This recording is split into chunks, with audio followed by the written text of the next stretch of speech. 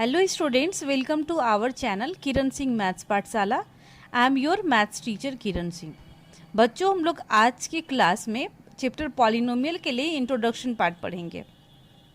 ये हमारा chapter number 8 है, क्लास 8 मैथ्स ऑफ डीएवी। सबसे पहले हम लोग इंट्रोडक्शन पार्ट पढ़ेंगे। पॉलिनोमियल चैप्टर स्टार्ट करने के पहले हमें इंट्रोडक्शन पार्ट पढ़ना है। इंट्रोडक्शन में सबसे पहले हमारे पास जो टर्म आता है वो है वेरिएबल। सबसे पहले जो हमारे पास टर्म आता है वो क्या है? वो वेरिएबल है।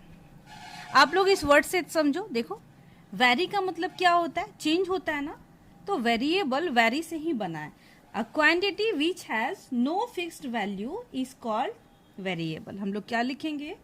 A quantity which has no fixed value is called variable.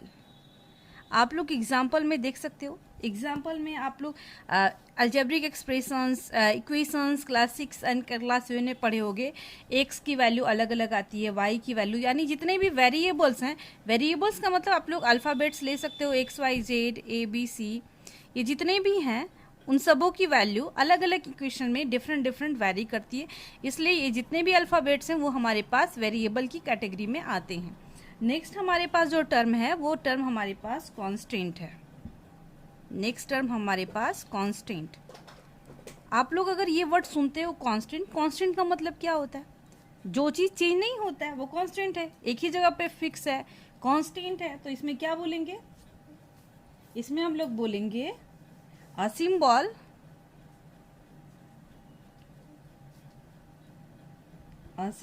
which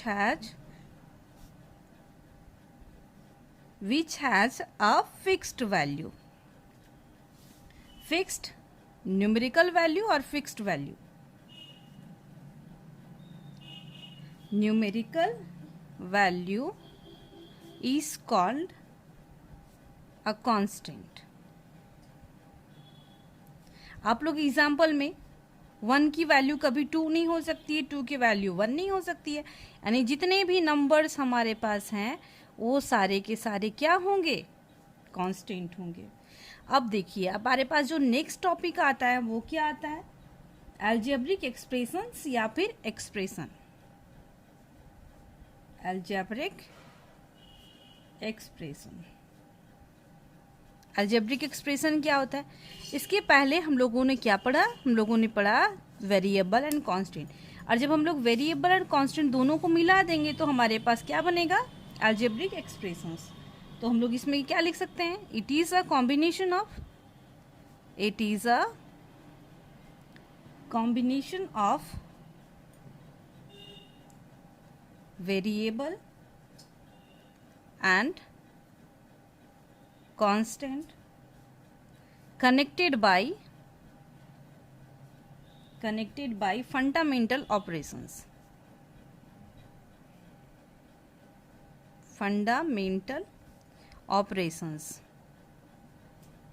अब आप लोग फंडामेंटल ऑपरेशंस के बारे में आपको जानकारी होगी। प्लस माइनस मल्टीप्लिकेशन और डिवीजन को हम लोग फंडामेंटल ऑपरेशंस या फिर फंडामेंटल साइन बोलते हैं। तो हम लोग इसका एग्जांपल ले सकते हैं। आप लोग देखिए एग्जांपल को। It is a combination of variable and constant. मान लीजिए हम लोगों ने x लिया, ये वेरिएबल है, और इसके बाद हम लोग 3 ले लिए, तो हमारे पास वेरिएबल भी आ गया, कांस्टेंट भी आ गया। तो इन दोनों के कॉम्बिनेशन से जो बना वो क्या हो गया? Algebraic expression. हम लोग यहाँ पे लिख सकते हैं ये क्या है हमारे पास? वेरिएबल, एंड 3 क्या है हमारे पास? कांस्टेंट है। अगर हमें अब इतनी जानकारी हो गई वेरिएबल की, कांस्टेंट की, अलजेब्रिक एक्सप्रेशंस की, अब इसके बाद हम लोग पॉलिनोमियल के बारे में पढ़ेंगे। अब हम लोग किसके बारे में पढ़ेंगे? पॉलिनोमियल के बारे में। पॉलिनोमियल क्या होता है? पॉलिनोमियल जो होता है कि अलजेब्रिक एक्सप्रेशन होता है। अलजेब्रिक एक्सप्रेशन अभी जस्ट आपको बताया गया, ये कांस्टेंट एंड वेरिएबल का कॉम्बिनेशन होता है। तो पॉलिनोमियल भी क्या होता है? एक अलजेब्रिक एक्सप्रेशन होता है। हम लोग लिख सकते हैं N algebraic expression. An algebraic expression in which the exponent, exponents को हम लोग पावर भी बोल सकते हैं, एक्सपोनेंट और पावर्स, हमारे पास एक्सपोनेंट्स एंड पावर सेम होते हैं, in which the exponent and powers of the variable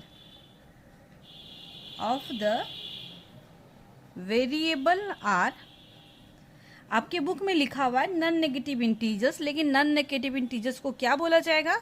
whole numbers. मैं इसको एक्सप्लेन करूंगी क्यों बोला जाता है। एक्सपोनेंट और powers of the variable are whole numbers is called a polynomial। इसको क्या बोला जाएगा? पॉलीनोमियल बोला जाएगा। अब आप लोग देखो क्या हो गया, an algebraic expression in which the exponent and power of the variable are whole numbers is called polynomial. आप लोग इसके एग्जाम्पल को देखें, आपके बुक में दिया हुआ नॉन नेगेटिव इंटीजर्स। इंटीजर्स का मतलब क्या होता है? जिसमें नेगेटिव नंबर्स होते हैं, पॉजिटिव्स होते हैं एंड जीरो को इंक्लूड किया जाता है। तो आपके पास क्या है? नॉन नेगेटिव, यानी नेगेटिव इंटीजर्स को अगर हम लोग हटा देंगे तो हमारे पास क्या बचेगा? होल नंबर्स बचेगा। आप लोग देखो -1 0, आप लोग 1 2, इधर इसके पहले आगे बहुत सारे नंबर्स हैं, इसके बाद भी है। अगर इसको हम लोग हटा देते हैं तो जीरो से जो बचेगा, तो जीरो के बाद जो ग्रुप बनता है जीरो को इंक्लूड करके, वो हमारे पास क्या होते हैं? Whole numbers. इसलिए हम लोग डेफिनेशन में नॉन नेगेटिव इंटीजर्स की जगह पे होल नंबर्स भी लिख सकते हैं। इसके एग्जाम्पल में जो इसके पहले जो आपको दिया गया x + 3, ये भी हमारे पास क्या है?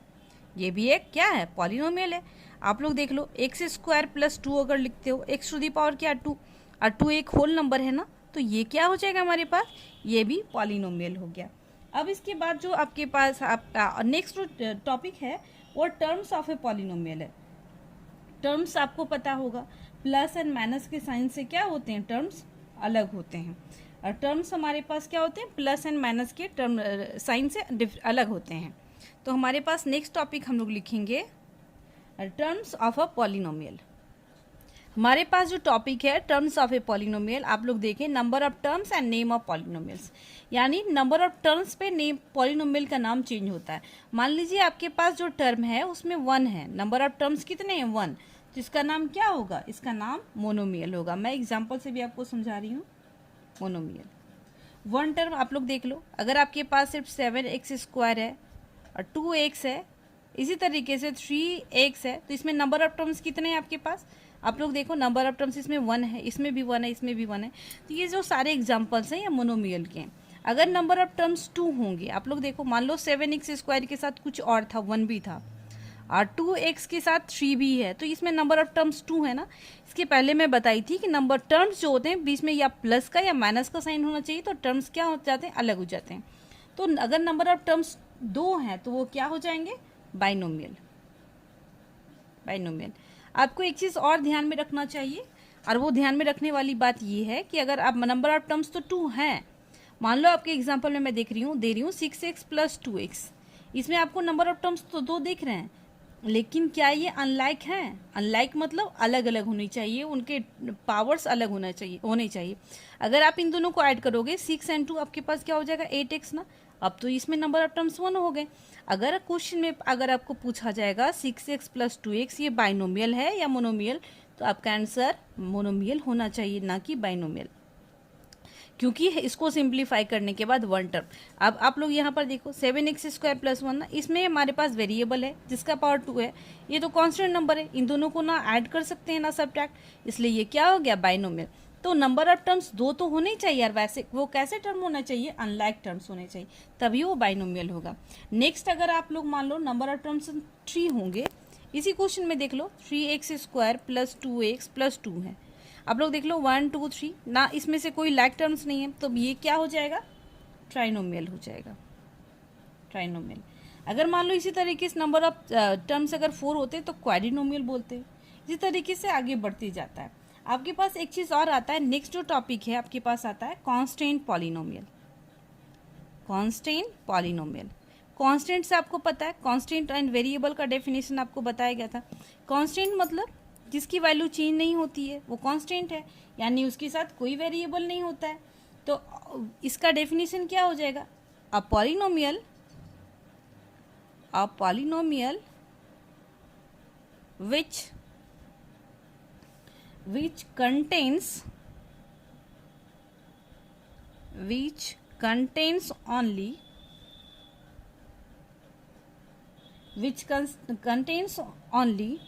one constant term। आप लोग देखो यहाँ पर क्यों बोला गया वन कांस्टेंट टर्म। अगर हमारे पास एग्जाम्पल में दो होगा भी, मान लीजिए आप लोग, अगर हमारे पास -3 प्लस -4 प्लस 3 है, तो अगर आपको इसको सिंप्लीफाई करोगे तो -1 आ जाएगा, यानी लास्ट में तो टर्म 1 ही आया। इसी तरीके से अगर मान लो अगर आपके पास 3 एग्जाम्पल में 5 हो, तो ये सब सारा कांस्टेंट पॉलिनोमियल के एग्जाम्पल्स होंगे। आपके बुक में एक चीज़ और नहीं है, एक चीज़ और आपको पता होना चाहिए कि कांस्टेंट पॉलिनोमियल की डिग्री क्या होती है, 0 होती है। तो डिग्री क्या होती है, डिग्री के बारे में आपको जानकारी है? अगर नहीं जानकारी है तो आप लोग लिख लें। डिग्री का मतलब होता है highest power of the variable is called its degree. Highest power जो होता है वेरिएबल का, वो क्या कहलाता है, डिग्री कहलाता है। Highest power of the variable is called its degree. उससे क्या कहा जाता है, उसकी डिग्री कहा जाता है। आप लोग एग्जाम्पल में देख लो, मान लो आपके पास है x² प्लस x प्लस 1। आपके पास x यानी इसकी पावर में कुछ नहीं तो आप 1 लिख सकते हो। तो मैक्सिमम वेरिएबल आपके पास x है, इसका मैक्सिमम पावर क्या है, 2 है ना, तो इसकी डिग्री क्या हो जाएगी, 2 हो जाएगी। इस तरीके से डिग्री।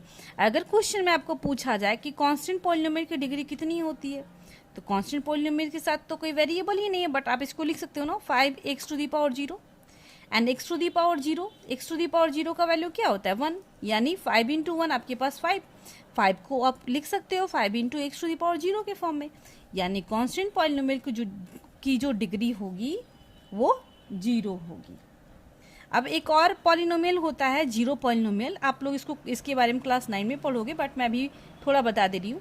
जीरो पॉलिनोमियल का मतलब होगा सिर्फ जीरो, जिसमें पॉलिनोमियल जो कांस्टेंट तो होता है बट उसका एग्जाम्पल सिर्फ जीरो होता है और उसकी डिग्री अभी तक मैथ्स में डिफाइंड नहीं है। अगर एग्जाम में क्वेश्चन आ जाए कि what is the degree of zero polynomial, तो आपका आंसर होगा नॉट डिफाइंड। अब आपके पास जो आता है डिग्री के अनुसार, ये तो आपके पास टर्म के अनुसार था ना पॉलिनोमियल का नेम। अब आपके पास आएगा डिग्री के अनुसार। अगर मान लो आपके पास डिग्री 1 है तो उसको क्या बोलेंगे, डिग्री 2 है तो आप क्या बोलोगे उसको, आप लोग इसके बारे में पढ़ोगे। हमारे पास जो बच्चों नेक्स्ट टॉपिक है name of polynomial according to its degree. Degree के अनुसार क्या, यहाँ पर आपके पास टर्म के अनुसार नेम था मोनोमियल, बाइनोमियल, ट्राइनोमियल। अगर नंबर ऑफ टर्म्स 4 होता है तो क्वाड्रिनोमियल। इस तरीके से अगर डिग्री 1 होगी, डिग्री 1 का मतलब वेरिएबल। अगर आपके पास होगा x+2, आप लोग देख लो यहाँ पर क्या है, x की डिग्री 1 है ना, तो अगर डिग्री 1 होगी तो इसका क्या नाम होगा, लीनियर पॉलिनोमियल। हम लोग क्या बोलेंगे, लीनियर पॉलिनोमियल बोलेंगे इसको। अगर आपके पास डिग्री 2 होगी, आप लोग एग्जाम्पल में देख लो, x² + 2 लिखा जा रहा है, इसमें डिग्री 2 है तो इसको क्या बोलेंगे, क्वाड्रेटिक पॉलिनोमियल बोलेंगे। अगर डिग्री 3 होगी, देख लो आपका एग्जाम्पल, x⁴ प्लस x² + 1। आप लोग देख लो हाईएस्ट पावर 3 है ना, यानी इसकी डिग्री 3 होगी। तो जब डिग्री 3 होगी तो इसका नेम हो जाएगा क्यूबिक पॉलिनोमियल।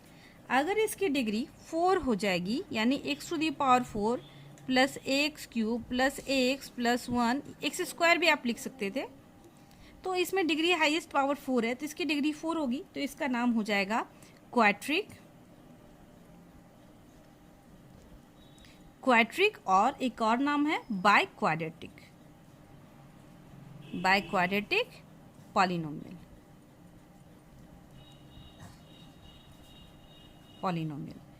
ये आपके पास एक टर्म और एक टॉपिक और आपके पास है standard form of a polynomial. Standard form मैं बस एक्सप्लेन कर दे रही हूँ। स्टैंडर्ड फॉर्म का मतलब होता है कि हम उसे डिग्री के हाईएस्ट पावर के रूप में जब अरेंज करते हैं, जैसे ये लिखा हुआ है x⁴ जो बड़ा जिसकी डिग्री सबसे ज़्यादा है उसको पहले लिखा गया, फिर 3 वाले को लिखा गया, फिर 1 वाले को, फिर कांस्टेंट नंबर। ये हमारा स्टैंडर्ड फॉर्म में। यानी डिग्री के अनुसार डिसेंडिंग पावर्स के रूप में जब हम अरेंज करते हैं पॉलिनोमियल को, तब वही हमारा क्या कहलाता है, standard form of a polynomial. इस तरीके से आपका चैप्टर 8 का पॉलिनोमियल का इंट्रोडक्शन पार्ट कंप्लीट हो जाता है। अब नेक्स्ट वीडियो में हम लोग इसके वर्कशीट को सॉल्व करेंगे। Thank you students for watching me.